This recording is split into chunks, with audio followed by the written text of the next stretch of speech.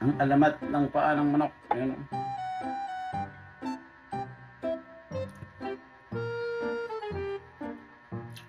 Isang araw, ang alamat ng paa ng manok. Wow. Sarap ng ano. Sarap. Hmm.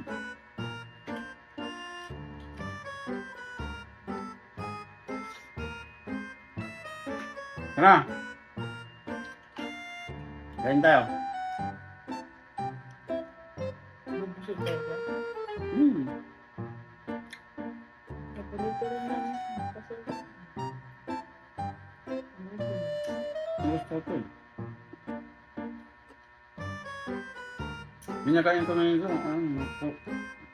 sa Korea, yung Korean ano. mahal yung sa restaurant, diba? Yung kinainan namin Korean restaurant. Ang sarap. Ang technique kasi yan para pumupulit ko naman. Sarap. Hmm. One. May iba hindi kumakain nito.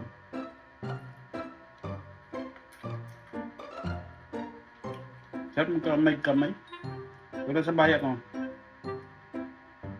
Magkakamay lang talaga ako.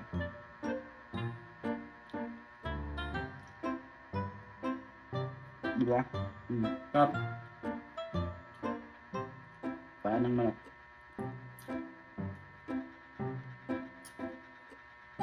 Special to.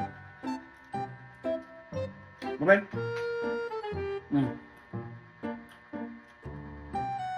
Bye.